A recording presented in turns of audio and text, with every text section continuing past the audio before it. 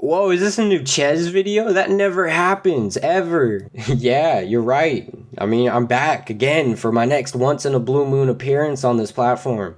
And this time, I want to talk to you guys about dreams, specifically the bad ones. See, I don't know about you guys, but as a kid, I was a very fearful child, okay? I had a lot of fears. And one of those things that just kind of like scared me deep down to my core, like gave me chills, was a beloved Sesame Street character that you all probably love, called Big Bird. Now, I don't remember exactly what it was that just put me off of Big Bird, but from the very beginning, like the first time I saw him, I remember that his eyes just scared the hell out of me. They're just like so open and wide and like focused. Anyway, so I was a young kid and I had one too many juice boxes before bed, and I had this dream that I was in an Arctic wasteland and I had this gun and I was walking down this path that was leading me towards like a cave. And I saw this little like white furry lump sitting on the road. So I looked through the sight of my gun to get a better look at this thing. And when I zoomed in on it, I could tell it was a polar bear. You know, and I had a gun and I needed to get through the cave. So I was like, well, I have to take out this polar bear. I start aiming my scope at it, you know, I'm lining it up with his head. And as I was getting ready to pull the trigger, the bear slowly started to turn until... And I thought it couldn't get worse, right? I mean, like, it couldn't. How could it get worse than that? But you know how it goes, man. Like, life finds a way. Fast forward to where I was like 8 years old. My sister showed me this video. Now, for those of you that haven't seen this video, consider yourself lucky. That night, I had a dream that I was in the car in that video. And I started to panic. You know, I knew any second this demon could pop out of nowhere and eat me for breakfast. And I had every right to be scared, because let me tell you, just 5 seconds down the road, I knew something was coming up, and guess what popped in front of my windshield? That's right, Big Bird.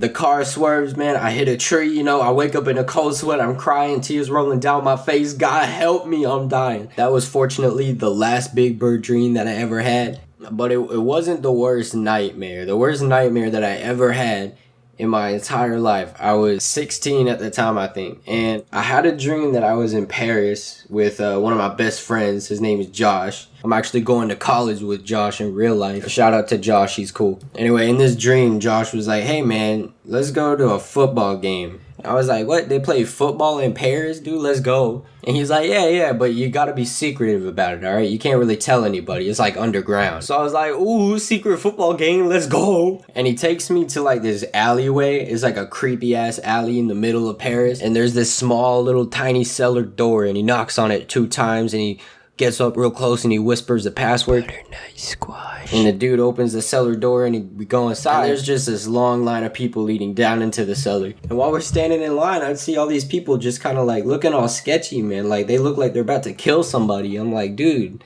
I'm just here for some football. So eventually we get to the front of the line and we get to see the stadium. It's this huge open underground area. So we go and we take our seats, and then we're just sitting there watching this game. And about halfway through the game, I remember that, oh yeah, I actually don't like football. So I got up out of my seat. I was like, oh yeah, I'm gonna go get a snack, right? And I go to the snack bar and it's all closed down and there's a bunch of guards. And I'm like, hey guys, I just want some food. And they're like, no, you do not eat. You must wait until halftime show. And I just wanted a hot dog or something. But they're like, no, you can only eat popcorn at halftime show. So I'm like, damn, alright, fine then. And I go back and I go to sit by my friend Josh. When this guy comes on the loudspeaker and he's like, alright, who's hungry? Who wants some popcorn? And everybody puts their hand in the air because everybody wants popcorn. So I do the same. I'm like, come on, man. I'm starving over here. And the dude's like, only one person can get popcorn. And he scans the crowd for a couple seconds, and then he just decides to pick Josh. And so I was like, alright Josh, you gotta get me some popcorn. So he gets up and he journeys towards the stage where the announcer dude is. And the guy's like, ladies and gentlemen,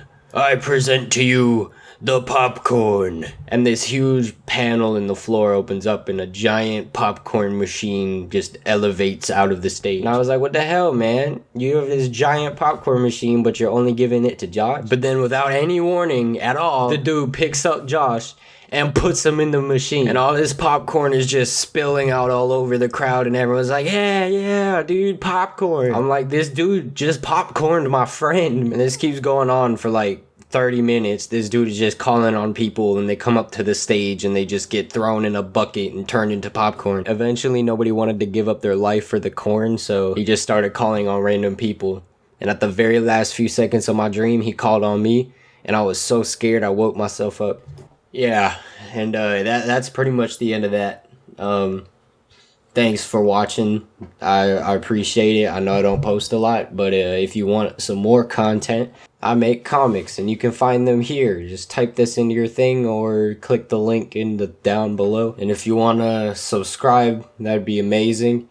I probably don't post a lot, so you could click the little bell thing if you want to know when that does happen.